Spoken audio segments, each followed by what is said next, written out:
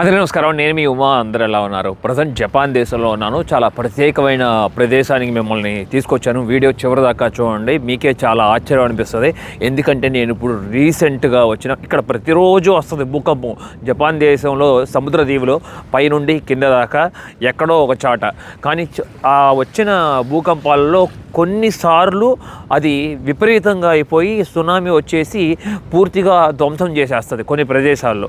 అలా ఇక్కడ ఒక ఆఖరి ప్రదేశం అంటే 2024లో జనవరి 1వ తారీఖున అంటే కొత్త సంవత్సరం మొదటి రోజున అందరూ ఎంతో కలలుగా పండగ చేసుకుంటున్న సమయంలో ఇక్కడ ఇప్పుడు నేనున్న ప్రదేశంలో భూకంపం వచ్చింది.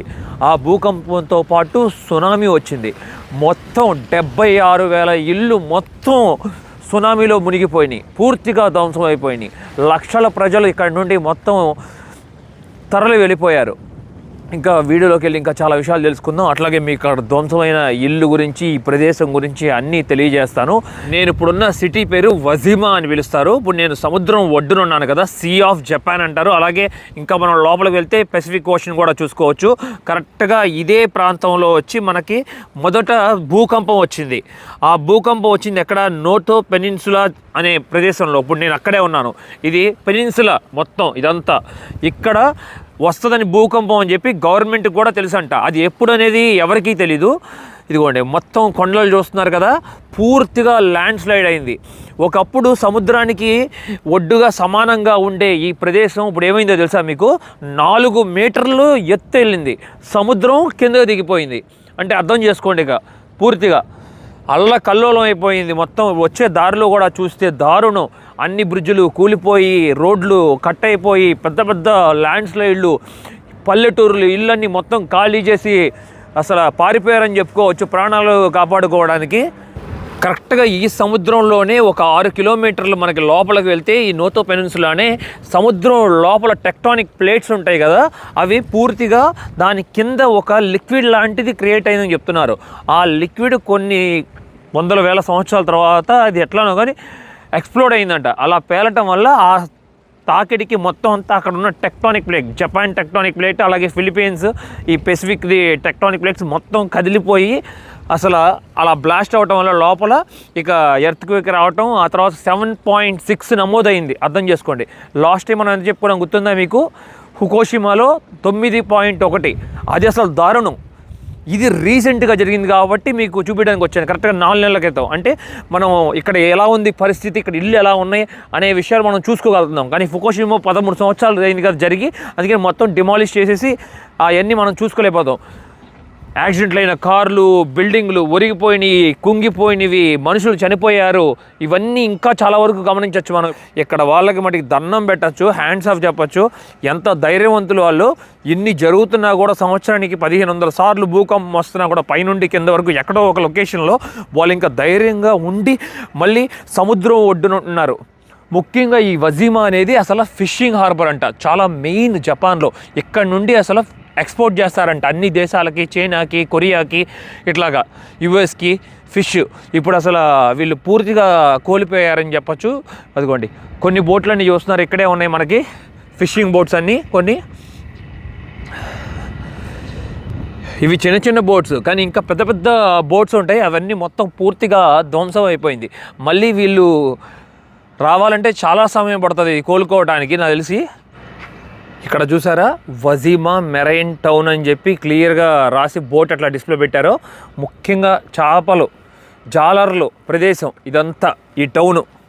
ఆ సముద్రంలో వచ్చిన భూకంపం మొత్తం 10 నిమిషాలు వచ్చిందంట. మనం ఫుకుషిమాలో చెప్పుకుంది 6 నిమిషాలు, అది 9.1, ఇదేమో 7.6 మ్యాగ్నిట్యూడ్. ఇప్పుడు మనం ఉన్నది ఇషికవా ప్రీఫెక్చర్ అనే ప్రదేశంలో ఉన్నాం మనం. కరెక్ట్గా జనవరి 1న తారీఖు 2024 సాయంత్రం 4:10 వచ్చింది. కానీ ఇక్కడ ఆస్తి నష్టం జరిగింది. $17.6 బిలియన్ ఆస్తి నష్టం. కానీ జనాభా నిజంగా మంచిదని చెప్పుకుంటున్నాను. 245 మంది జనాభా మరణించారు. 2ని ఇంకా కనుగొనలేకపోయారు, వాళ్ళ బాడీస్ దొరకలేదు ఎక్కడ అనేది. అలాగే ఈ సునామీ వలన ఒక పెద్ద భారీగా ఒక ఫైర్ యాక్సిడెంట్ కూడా అయింది. ఆ ప్రదేశానికి కూడా వెళ్దాం మనం. ఈ మొత్తం ఈ సంఘటనలో 1300 మంది గాయపడ్డారంట. అసలు నిజంగా అసలు బాడీ అంతా కదిలిపోతుంది నాకు ఇవన్నీ ఇళ్ళన్నీ చూస్తుంటే. చూడండి ఎలా కుప్పకూలిపోయినాయో. నిజంగా ఇంతకుముందు సినిమాల్లో చూసాను కానీ నా కళ్ళారా చూసింది లేదు. అందుకనే నాకు ఈ అనుభవాన్ని నేను చెప్పలేకపోతున్నాను. అసలు చాలా దారుణంగా ఉంది. ఇది ఒక లైఫ్ టైం ఎక్స్పీరియన్స్ అని చెప్పచ్చు నాకు. ఇదిగోండి ఏదో కానీ నేను ఇళ్ళ దగ్గరికి వెళ్ళాలంటే భయం వేస్తుంది. ఎందుకంటే ఎప్పుడైనా అవి కుంగి కింద పడిపోవచ్చు. లోపల పెద్ద పెద్ద ఇనుము ట్యాంకులు ఉన్నాయి చూసారా, 5665 లీటర్లు ట్యాంకులు అంట. చూసారా దాని మీద ఎట్లా నిలబడిందో ఆ చెక్క బీము ఆ ఇనుపు ట్యాంకుల మీద. ఇదేదో చిన్న ఫ్యాక్టరీ లాగా అనిపిస్తుంది. సేమ్ హిరోషిమా నాగసాకి గుర్తొస్తుంది. అప్పట్లో మీకు చెప్పాక నేను ఇళ్ళన్నీ ఇలాగే ఉండేవి. ఇదిగోండి పల్లెటూరుల్లో టౌనుల్లో కొంచెం దూరం సిటీల్లో అక్కడన్నీ మనం కాంక్రీట్ బిల్డింగ్లు చూసుకుంటున్నాం కదా. ఇక్కడేమో అలా కాదు, మొత్తం చెక్కతోనే నిర్మించుకుంటారు. చూడండి చుట్టూతా చెక్క, పైన అంతా వుడ్. ఇదేదో కానీ వాటర్ ప్లాంట్ సంథింగ్ ఏదో అనుకుంటా. చూసారా ఇందాక మనం దీని లోపలికి నాకు లోపలికి వెళ్ళాలంటే భయం వేస్తుంది. ఒక పక్కన ఎప్పుడు ఏది ఒకవేళ ఇది వీక్గా ఉంటే కింద పడిపోతే మనం ప్రాణాలు కోల్పోతాం. చాలా జాగ్రత్తగా ఉండాలి. మనం ఇందాక చెప్పుకున్నాం బయట ఏదో కానీ బీర్ కంపెనీ లాగా ఉంది. అదిగోండి చూసారా బాటిళ్ళు, అంతే వైన్, ఏదో కానీ వైన్ ఫ్యాక్టరీ. జపాన్ అని కొడితే రీసెంట్గా ఎర్త్క్వేక్ అలాగే సునామీ వచ్చిందని చూపిస్తే మీకు అన్నిట్లోనూ ఈ బిల్డింగే కనబడుతుంది. చూడండి ఇది ఒక ఫ్యాక్టరీ అనుకుంటా ఏదో కానీ, మొత్తం పూర్తిగా ధ్వంసం అయిపోయింది. చూడండి అక్కడ ఒక కారు కూడా ఉంది, ఆ కారు కూడా అసలు పూర్తిగా కాలిపోయింది. కానీ నిజంగా చెప్తున్నాను, ఫుకుషిమాలో అయితే 20,000 మంది మరణించారు. ఇక్కడ 245 మంది చెప్పుకున్నాం కదా అదృష్టవంతులు. ఎలాగోలా తప్పించుకోగలిగారు ఈ ప్రదేశాన్ని మొత్తాన్ని. ఇదిగోండి కారు చూసారా కలర్ అంతా ఎలా చేంజ్ అయిపోయిందో, టైర్లు కూడా ఎలా కాలిపోయినాయి చూడండి. ఇంజిన్ కూడా లోపల ఉన్న ఇంజిన్ కూడా పూర్తిగా. ఇక్కడ కాలిపోయిన ఫ్యాక్టరీ ఏంటిది అని అడిగితే లోకల్స్ చెప్తున్నారు నాకు లెక్కేవేర్ అంట. లెక్కేవేర్ అంటే ఏంటో నాకు కొంచెం కామెంట్ సెక్షన్లో చెప్పాలి. ఒక కుండల్లాగా వచ్చినాయి, కుండల మీద పెయింటింగ్ వేసినట్లు. నేను అది గూగుల్లో కూడా చూసాను, ఆ పిక్చర్ కూడా మీతో షేర్ చేసుకుంటాను. ఇక్కడ లోకల్స్ చెప్పారు వాళ్ళు. ఇక్కడికి వచ్చిన వాళ్ళందరూ చూడొచ్చు పువ్వులు తీసుకొచ్చారు, అలాగే బుకేలు తీసుకొచ్చి ఇక్కడ శ్రద్ధాంజలి అంటే వాళ్ళని జ్ఞాపకంగా గుర్తు చేసుకున్నట్లు చూడండి ఒక కప్పులాగా పెట్టి అక్కడ నీళ్లు కూడా పోసి చూసారా బుద్ధుడి విగ్రహం పెట్టారు. చెప్పాక మీ ఇక్కడ బుద్ధుడిని పూజిస్తారని 80% వరకు. నిజంగా గవర్నమెంట్కి మంచి విషయం కొన్ని విషయాలు, ఎందుకంటే అంత భారీగా వచ్చినా కూడా ప్రాణ నష్టం జరగకుండా జాగ్రత్తగా కాపాడుకున్నారు. కానీ అప్పట్లో ఫుకుషిమాలో కాపాడలేకపోయారు. 2011లో భూకంపం, సునామీ, న్యూక్లియర్ ప్లాంట్ 3 కలిపి ఒకేసారి కొడతాం మీద దెబ్బ జనాలకి. ఇప్పటికి కూడా అక్కడ కోలుకోలేకపోతున్నారు జనాలు. ఎందుకంటే న్యూక్లియర్ ప్లాంట్ అంటే తెలుసు కదా, ఆ రేడియేషన్ ఉంటుంది, దానివల్ల మనం చాలా సిక్ అవుతాం కూడా, ఇమీడియట్లీ చనిపోతాం కూడా. ఈ లెవెల్స్ ఉంటాయంట, ఆ లెవెల్స్లో ఒక మినిమం లెవెల్ ఉన్నా కూడా 30 రోజుల్లో 10% ఛాన్స్ ఉంటుందంట చనిపోవటానికి. నేను వెనక ఉన్న ఒక రోడ్లోకి వచ్చాను. అలాగే ఇక్కడ ఒక బిల్డింగ్ చూడొచ్చు, పూర్తిగా ఈ బిల్డింగ్ కూడా కాలిపోయింది కానీ సేవ్ అయిందని చెప్పొచ్చు. మిగతా బిల్డింగ్స్తో మనం పోల్చి చేసుకుంటే లోపల ఒక మనిషి కూడా ఉన్నారు. అక్కడ మంచి ఇల్లు, అలాగే ఏంటో మరి మనకు ప్రవేశం ఉందో లేదో కానీ చూడాలి. ఒకసారి పైకి వెళ్ళి చూస్తాను. ఎవరైనా ఉంటున్నారా, నివసిస్తున్నారు చూడండి ఆ బిల్డింగ్లో. ఒక అతను పెద్ద ఆయన ఈ కాలిపోయిన బిల్డింగ్లో. ప్రైవేట్ ప్రాపర్టీ కాబట్టి మనకి లోపలికి ప్రవేశం ఉండదు. చూసారా ఎలా ధ్వంసం అయిపోయిందో. ఎందుకంటే వాళ్ళు మన మీద కేసు కూడా పెట్టగలరు. చెప్పాక మీకు లాస్ట్ వీడియోస్లో వాళ్ళ పొలంలో కూడా మనం అడుగుపెట్టినా కూడా వాళ్ళు మన మీద కేసు పెట్టే రైట్స్ ఉంటాయి వాళ్ళకి. ఇంకా లోపలికి వెళ్ళే కొద్దికి చూడొచ్చు, అసలు ఆశ్చర్యాన్ని కలిగిస్తుంది. ఈ ఇనుము ఖనిజంతో కట్టినవి కాబట్టి పునాదులు కాకుండా, పునాదులు సిమెంట్తో వేశారు, పిల్లర్లు ఇనుము కాబట్టి ఇంకా కొంచెం నిలబడ్డాయి చూడండి. అదే సిమెంట్తో అట్లా 2 అయితే మేబీ కూలిపోయి ఉండొచ్చు ఈ పాటికి. ఇదిగోండి గాలికి ఇట్లా ఇది ఊగినా కూడా భయం వేస్తుంది నాకు, ఎప్పుడేం జరుగుతుందా అని. వెనక పక్క చూద్దాం ఎలా ఉందో. అదిగోండి దారుణం చూడొచ్చు, మొత్తం కొండలు, ఆ కొండ ప్రాంతాలు కూడా మొత్తం కొట్టుకుపోయినాయి చాలా వరకు. అక్కడున్న పల్లెటూరులు కూడా మొత్తం ఇల్లు కోల్పోయారు, అలాగే ప్రాణాలు కూడా కోల్పోయారు చాలా వరకు. ఇదిగోండి చూడండి మొత్తం ఎలా కుంగిపోయిందో చూసారు కదా, రోడ్లన్నీ మట్టి. ఇక ఈ బ్రిడ్జ్ మీదకి వెళ్ళడానికి ప్రవేశం లేదంట మనకి, అందుకే అటువైపు వెళ్ళొద్దు అంటున్నారు. అందుకే ఇక్కడ వరకు నేను ముందుకు వెళ్ళి చూపించడానికి ప్రయత్నిస్తున్నాను. ఇదిగోండి, ఇది వెళ్ళి చూస్తున్నారా, సీ ఆఫ్ జపాన్లో కలుస్తున్నాయి ఈ వాటర్ వెళ్ళి. వాహా, ఈ ఇంటి పక్కనే, కూలిపోయిన ఇంటి పక్కనే మనం చూసుకుంటే ఒక పోలీస్ స్టేషన్ కూడా ఉంది. కరెక్ట్గా ఆ ఇల్లు వచ్చి దీని మీద పడింది చూడండి. ఇది ఎప్పుడు ఈ మధ్యన కట్టి ఉండొచ్చు, అందుకనే పెద్ద ఇదేం కదలలేదు, కుంగిపోలేదు. ఇదిగోండి కోబాన్ అని రాస్తుంది, మొత్తం పోలీస్ స్టేషన్ ఇది. అయ్యో కరెక్ట్గా ఇప్పుడే మీకు చూపించా కదా బ్రిడ్జ్, వాటరు, అవతల పక్కన బిల్డింగులు చూడండి ఒరిగిపోయినాయి మొత్తం. ఆ అపార్ట్మెంట్ మొత్తం ఎలా ఒరిగిపోయిందో పూర్తిగా యువతల ఇంటి మీదకి, ఇంకా పడిపోలేదు. నేను వచ్చేటప్పుడు టోక్యో నుండి కనీసం నాకు తెలిసి 300-400 టన్నులు నేను కొండల మధ్యలో ఉండి వచ్చి ఉంటాను. ఒక్క టన్నులు కూడా డ్యామేజ్ అవ్వలేదు. చాలా ఆధునికంగా కట్టారు, భూకంపం వచ్చినా కూడా తట్టుకునేలాగా. అలాగే బ్రిడ్జెస్ కూడా డ్యామేజ్ అవ్వలేదు. బ్రిడ్జెస్ దాటిన తర్వాత ల్యాండ్ స్లైడ్ అయ్యి కొంచెం కింద జారిపోయి అలా చాలా జరిగినాయి తప్ప మంచిగా కట్టారు. చాలా న్యూ టెక్నాలజీని ఉపయోగిస్తున్నారు ఇక్కడ. నాకు జపాన్లో చెట్లు చాలా విచిత్రం అనిపిస్తుంది. ఇది ఒక కళ అనుకుంటా. వీళ్ళు చాలా అందంగా అసలు క్రియేట్ చేస్తారు. వాటిని ఎటు కావాలంటే అటు తిప్పుతారు వాటిని, చెట్లను కూడా వీళ్ళు మెలి. చూడండి వెనక పక్క ఎలా ఉందో, ఓ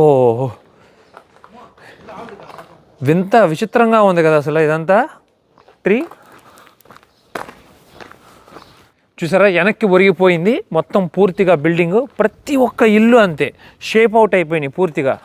అదిగోండి అక్కడ చూస్తున్నారా, ఇల్లంతా పూర్తిగా వచ్చి వాళ్ళు కారు మీద పడిపోయింది. కారు బయటికి కూడా తీయలేని పరిస్థితి వీళ్ళు. ఫుకుషిమాలో న్యూక్లియర్ డిజాస్టర్ వలన జనాలు వచ్చి నివసించకూడదు అక్కడ, కానీ ఇక్కడ అలా కాదు. ఇక్కడ వచ్చింది భూకంపం, సునామీయే కాబట్టి మొత్తం పూర్తిగా ధ్వంసం అయినా కూడా వీళ్ళు మళ్ళీ వెనక్కి తిరిగి వచ్చారు ఒక నెల రోజుల తర్వాత. అట్లాగా మళ్ళీ అందరూ వచ్చి ఇక్కడ మళ్ళీ దాన్ని పూర్తిగా పడగొట్టేసి ఇల్లు మళ్ళీ రినోవేషన్ చేసుకుంటున్నారు కొంతమంది. ఇదిగోండి ఇప్పుడు తిరుగుతున్న కార్లన్నీ అవే. ఇక్కడ ఫ్యామిలీస్ చూడండి, అక్కడ చిన్న బాబుని తీసుకుని వెళ్తున్నారు ఆ మదర్. ఇక్కడే కొంతమంది లోకల్స్ని కలిశాను, వాళ్ళు చాలా సంతోషంగా హాయ్ అని పలకరిస్తున్నారు. Hello how are you? My name is Yusuke. Uma. Nice to meet you. Nice meet you. Thank you. అదే చెప్తున్నారు, జపాన్లో బాగా ఎంజాయ్ చేయండి, కానీ ఇక్కడ కొన్ని ప్రదేశాల్లో మటుకు చూడటానికి చాలా బాధ అనిపిస్తుంది అని చెప్పి వాళ్ళ మాటల్లో షేర్ చేయటం అది అనిపించింది, నాకు బాధ అనిపించింది. వాళ్ళు కూడా టోక్యో నుండి వచ్చారంట ఇక్కడ ఈ ప్రదేశాన్ని ముఖ్యంగా విజిట్ చేసి చూడాలని చెప్పి, అనుభవం పొందాలని. Thank you friend. కొంతమంది ఆల్రెడీ పనులు కూడా మొదలుపెట్టారు. అదిగోండి కారు వెనకాల చూడొచ్చు మనం, మొత్తం క్లీన్ చేస్తున్నారు. విల్లంతా మొత్తం డిమాలిష్ అయిపోయింది కదా, అదంతా క్లీన్ చేసి మళ్ళీ పునాదులు వేసుకుని మళ్ళీ స్టార్ట్ చేస్తున్నారు. ఇది చూడండి అసలు, ఇది చూస్తే ఆశ్చర్యపోతారు. బిల్డింగ్ చూసారు కదా ఎలా ఒరిగిపోయిందో, పూర్తిగా కిందకి కుంగిపోయింది భూమిలోకి. ఏంటనుకుంటున్నారు, అది ఒక 3 స్టార్ హోటల్ అంట. మొత్తం చూడండి, అది మొత్తం కాంక్రీట్తో బిల్డ్ చేశారు. కాంక్రీట్తో బిల్డ్ చేసినా కూడా అది ఆగలేదంటే అర్థం చేసుకోండి. మొత్తం మెతకబడిపోయి పూర్తిగా ధ్వంసం అయిపోయింది. అదిగోండి చూసారా, భూకంపం వల్ల ఏర్పడింది, అలాగే సునామీ వల్ల ఎంత దారుణం అయింది చూడొచ్చు. పూర్తిగా అంత పెద్ద పిల్లర్లు కూడా చూడండి ఎలా ఇరిగిపోయినాయో, మొక్కలు అయిపోయినాయి చూసారా. ఆ భీములు కూడా ఎంత స్ట్రాంగ్గా ఉన్నాయో చూసారా. హోటల్ వెనక్కి పక్క వచ్చిన తర్వాత అసలు ఆశ్చర్యపోయాను. చూడండి కింద ఏముందో చూసారా, కారు మంచి ఏదో కానీ స్పోర్ట్స్ కార్ అనుకుంటా, పూర్తిగా నుజ్జు అయిపోయింది. ఇలా వచ్చి అయిపోయిన తర్వాత ముఖ్యంగా నీరు కోసం చాలా బాధపడతారు కదా, ఎందుకంటే కింద భూమిలో వస్తున్న పైప్ లైన్లు మొత్తం ఇరిగిపోయినాయి పూర్తిగా. అందుకనే చూసుకుంటున్నారా, ఒక ప్రదేశంకి వెళ్ళి ప్రతి ఒక్కళ్ళు క్యానుల్లో నీళ్లు తెచ్చుకొని పెట్టుకుంటున్నారు ఇక్కడ స్టాక్. ఇదిగోండి మంచిలు తాగటానికి కూడా, ఇంట్లో ఉపయోగించుకోవడానికి కూడా చాలా కష్టం, ఎందుకంటే లేదు ఇక పూర్తిగా ఎలక్ట్రిసిటీ ఆఫ్ అయిపోయింది, మరియు వాటర్ సప్లై ఆఫ్ అయిపోయింది, అన్నీ పగిలిపోయినాయి. చాలా సంవత్సరాలు పడుతుంది ఎంత మళ్ళీ లైన్ చేయడానికి. ఇదంతా ప్రతి ఒక్కటి ఇంటికి ఒక పేపర్ రాశారు బయట గవర్నమెంట్ వాళ్ళు, వాళ్ళకి గుర్తుంటుందని చెప్పి బయట అదిగోండి అన్సేఫ్ అని రాశారు చూడండి. అక్కడ లోపలికి వెళ్ళటం ప్రమాదకరం అని. ఇదిగోండి ఇక్కడ దీని మీద కూడా అన్సేఫ్ అని రాసుంది, కొన్ని ఏమో అన్స్పెక్టెడ్ అని చెప్పి రాసుంది బిల్డింగ్ల మీద. ఇదే మీకు ఉదాహరణ. రోడ్డు మీద సమానంగా ఉండే ఇది చూస్తున్నారు, మ్యాన్ హోల్ ఎలా వచ్చిందో శాంతం పైకి తన్నుకుంటూ, అవతల పక్క రోడ్డు అంతా చూడండి క్రాక్స్ ఎలా ఇచ్చేసిందో పూర్తిగా.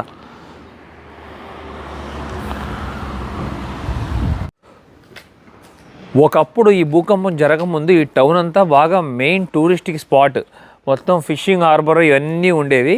ఇదిగోండి చాలామంది టూరిస్ట్ కూడా వచ్చేవాళ్ళు ఇక్కడ. ఇదంతా వాకింగ్ స్ట్రీట్స్ అప్పట్లో. చూడండి మొత్తం రెస్టారెంట్స్, అలాగే సూప్ షాప్స్ అన్నీ ఉన్నాయి ఇక్కడ. ప్రతి ఒక్క బిల్డింగు కుంగిపోయింది ఇక్కడ. ఆ సంఘటన జరిగినప్పుడు ఎవరో కానీ ఈ ట్రాలీని నెట్టడానికి ప్రయత్నించినట్టున్నారు. ఈ ట్రాలీలో కూడా సామాన్లు కూడా అలాగే ఉన్నాయి చూడండి. టవర్లు, టేప్లు, చూసారా టేప్ కనబడుతుందా మీకు? ఇంకేమేమి ఉన్నాయో మరి, పైపులు ఉన్నాయి ఇక్కడ. ఏం ఇంపార్టెంట్ అయిన వస్తువులు అయితే ఉన్నాయి దీంట్లో. వైర్లు మూవ్ చేయడానికి ప్రయత్నించారు దీన్ని, కానీ అది ఇరుక్కుపోయింది చూడండి భూకంపంలో. కింద రోడ్డు ధ్వంసం అవ్వటం వల్ల. ఇక్కడ ఉన్న పెద్ద ఇల్లు చూడండి, పెంకుటిల్లు మొత్తం. అసలు ఇది నిసాన్ కారులోనే హైబ్రిడ్ కార్ అంట. పూర్తిగా అసలు చూడండి 3 కార్ల మీద ఇల్లు పడిపోయింది. అలాగే కార్ అంతా మొత్తం భూమిలోకి కుంగిపోయింది. చూస్తున్నారా, ఈ గ్లాస్ అంతా ఇరిగిపోయింది.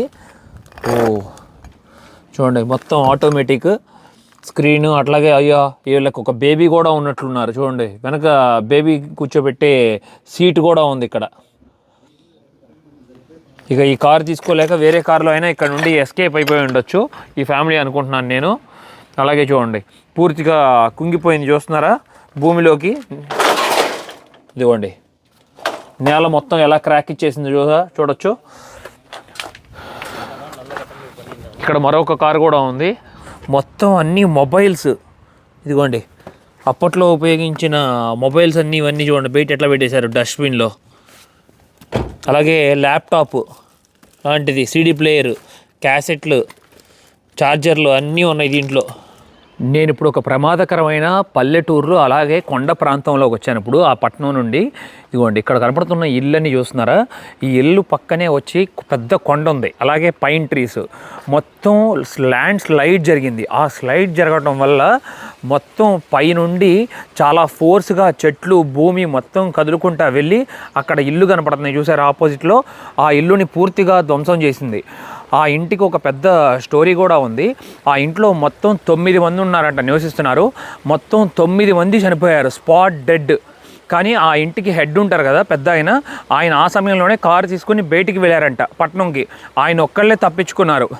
ఇక్కడ ఉన్న ఇల్లు మొత్తం అన్నీ కొట్టుకుపోయినాయి. ఆ స్పీడ్లో వచ్చిన మట్టి అంతా ఇక్కడ చూడండి. ఈ ఇంటి వాళ్ళది కారు షెడ్ ఉంటుంది కదా, ఆ కారు షెడ్ లోపలికి కూడా చూసారా మట్టి ఎలా చొచ్చుకుపోయిందో చూడండి. అంటే ఎంతవరకు వచ్చిందో మీరు ఊహించుకోవచ్చు. కింద నుండి 3 అడుగుల వరకు మొత్తం మట్టి అంతా పెరిగిపోయింది చూడండి ఈ కార్ షెడ్ లోపల. దారుణం కదా పాపం. ఇక్కడ చూడండి ప్రియూస్ కార్ ఉంది టొయోటాలో. ఇది చాలా ఫేమస్ కార్ కదా. మొత్తం చూడండి ఎలా ధ్వంసం అయిపోయిందో. ఇక ఈ ఇల్లు, పల్లెటూరులో ఇల్లు అన్నీ మొత్తం అందరూ ఖాళీ చేసి వెళ్ళిపోయారు ఇక్కడి నుండి. ఎప్పుడైనా సరే మళ్ళీ ఈ ల్యాండ్ స్లైడ్ జరగచ్చు అని చెప్పి కొండల పక్కన ప్రమాదకరం అని చెప్పి. నిజంగా అసలు మన భారతదేశంలో కాశ్మీర్లో అలాగే కొన్ని కొండల్లో ఎలా ఉంటున్నారో కానీ నివసిస్తున్నారో చాలా భయాన్ని కలిగిస్తుంది ఇక్కడ చూస్తుంటేనే. అదిగోండి ఆపోజిట్లో రోడ్డు, అక్కడ నుండే వచ్చాం. ఒక 10 కిలోమీటర్లు ప్రయాణం చేసుకుంటూ ఇంకా ముఖ్యంగా ఒక పోర్టుకు తీసుకెళ్ళాలనుకుంటున్నాం మిమ్మల్ని. ఆ పోర్ట్ దగ్గరికి వెళ్తే మనకి ఫిషింగ్ పోర్ట్, అక్కడ మీకు ఇంకా కొన్ని విషయాలు తెలియజేయచ్చు. ఇదిగోండి ఇల్లంతా చూసారా మొత్తం కదిలిపోయింది. అసలు మట్టి అంతా పూడుకుపోయింది లోపలికి. అదంతా స్టోర్ రూమ్ అనుకుంటా చూడండి. మొత్తం అట్టపెట్లు, చెక్క బాక్సులు అన్నీ ఉన్నాయి అక్కడ. ఇదిగోండి పైన్ ట్రీస్ చూసారా చాలా దారుణంగా ఉన్నాయి. ఈ ప్రపంచంలోనే స్ట్రాంగెస్ట్ అది కూడా వుడ్లో, పైన కూడా వుడ్ చాలా స్ట్రాంగ్ అని చెప్తారు. ఇదిగోండి ఇంకా చూడండి ఇల్లు.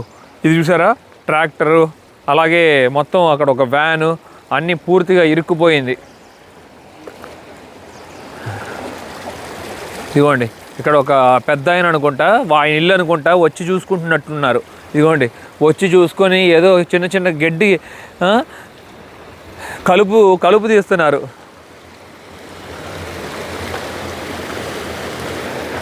చూసారా ఒక పక్కన నా కళ్ళలో నీళ్ళు ఎలా తిరుగుతున్నాయో, అసలు అవన్నీ చూసిన తర్వాత గుండె తరుక్కుపోతుంది.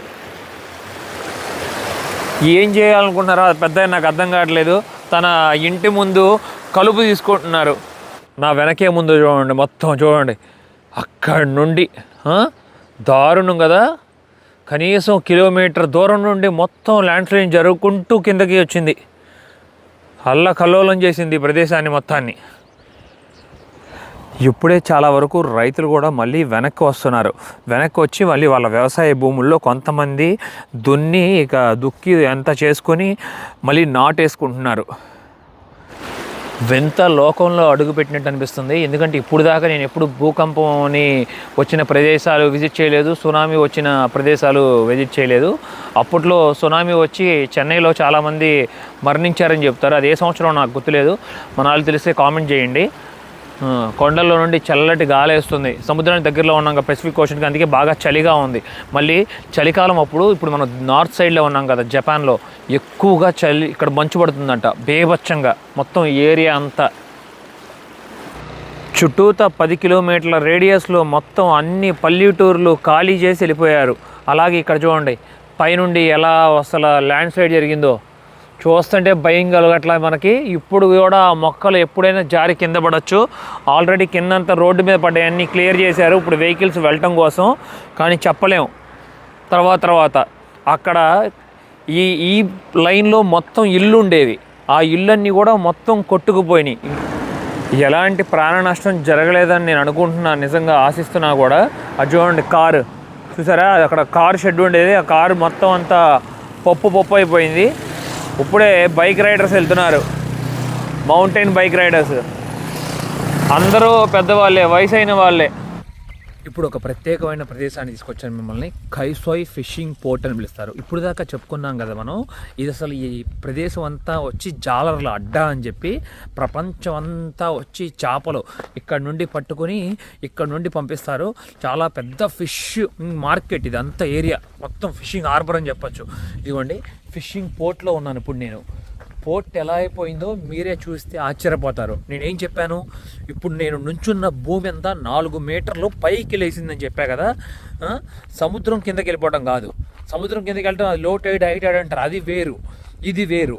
ఇది చూడండి, చూసారా, ఒకప్పుడు మొత్తం ఈ బోట్లన్నీ చేపలు పట్టుకునే జాలర్ల బోట్లు చూడండి. ఈ బోట్లు సముద్రంలోకి వెళ్ళి చేపలు పట్టుకుని వచ్చి ఇక్కడికి వచ్చేవి. ఏది నీరు ఎక్కడ ఉందో చూసారా, సముద్రపు నీరు లేదు, ఎందుకంటే ఈ భూమి శాంతం పైకి లేచింది. అందుకనే చూడండి మొత్తం ఈ ఏరియా అంతా పూర్తిగా ధ్వంసం అయిపోయింది. మళ్ళీ ఈ పోర్ట్ ఏరియాలు మళ్ళీ కొత్తగా నిర్మించాలి వీళ్ళు. చూడండి 4 మీటర్లు ఎత్తు, ఇదంతా కొండలన్నీ పైకి లేచినాయి పూర్తిగా. ఈ భూమి అంతా, ఈ బోట్లన్నీ పూర్తిగా నాశనం అయిపోయినాయి, ధ్వంసం అయిపోయినాయి. కొన్ని బోట్లు ఏమో మునిగిపోయినాయి చూడండి, ఎందుకంటే భూకంపం వచ్చింది, సునామీ వచ్చింది, ల్యాండ్ స్లైడ్ జరిగింది, ప్రతి ఒక్కటి. చూసారా, మన వాళ్ళు అక్కడ నుంచి చూడండి ఎంత గ్యాప్ వచ్చిందో చూడండి. ఒకప్పుడు బోట్లు శాంతం పై వరకు నీళ్ళలో ఉండేవి. బోట్లు బయటికి వెళ్ళటానికి, లోపలికి వెళ్ళటానికి, సముద్రాన్ని ప్రొటెక్ట్ చేసుకోవడానికి చుట్టూతా వాల్ ఉంటుంది, తెలుసు కదా మీకు. అది ఇక్కడ కనబడుతుంది, దారిలో ఉండి బయటికి వెళ్ళేవి బోట్స్, లోపలికి వచ్చేవి. మీకు అనుభవం ఉందనుకుంటున్నాను, బోట్లు ఎక్కిన వాళ్ళకి తెలుస్తుంది మనకి. ఫస్ట్ డాక్లో నుంచి ఉంటాయి కదా బోట్స్, ఆ తర్వాత డాక్లో నుండి బయటికి ప్రయాణిస్తాయి. ఇప్పుడు మీకు అర్థమవుతుంది అనుకుంటున్నాను. ఇక్కడ వాల్ చూస్తే మనకి 8 మీటర్లు ఎత్తుంది చూడండి. ఈ ప్రపంచంలో ఎక్కడైనా సెటిల్ అవ్వండి, మన భారతీయుల మట్టికి ఇక్కడ మాత్రం సెటిల్ అవ్వకండి. ఎవరైనా కూడా చెప్తాను, వీళ్ళకంటే అలవాటు అయిపోయింది, అది కష్టమైన నష్టమైన వాళ్ళ పుట్టిన దేశాన్ని వదిలిపెట్టి వెళ్ళలేరు కదా వాళ్ళు. అందుకని వాళ్ళు ఇక్కడే ఉంటున్నారు ధైర్యంగా. చూడండి మొత్తం కదిలిపోయింది చూసారా, స్లాట్ కదిలిపోయి బయటకు వచ్చేసింది. ఈ మొత్తం బౌండరీ వాల్ ఉంటుంది కదా. ఈ బోట్ చూస్తుంటే అసలు నాకు టైటానిక్ సినిమానే గుర్తొస్తుంది. చూడండి ఎంత పెద్ద బోటో, ఫిషింగ్ బోట్ చాలా పెద్దది. చూసారా, లోపల నుండి రాడ్లు కూడా కనబడుతున్నాయి మనకి. పాపం ఎన్ని లక్షల రూపాయలు ఆస్తి నష్టమో వీళ్ళకి. ఇదిగోండి అక్కడ ఒక లైట్ హౌస్ ఉంది చూడండి. ముఖ్యంగా ఈ ఫిషింగ్ బోట్లు వాళ్ళ లోపలికి బయటికి వెళ్ళటానికి సముద్రంలో ఉండి వాళ్ళకి సిగ్నల్ లాగా కనబడటం కోసం. అదంతా బీచ్ ఏరియా మొత్తం, సివిలియన్స్ బీచ్. ఈ ద్వారంలో నుండి బోట్లు బయటికి వెళ్ళి లోపలికి వస్తూ ఉండేవి సముద్ర చేపలను తీసుకొచ్చి.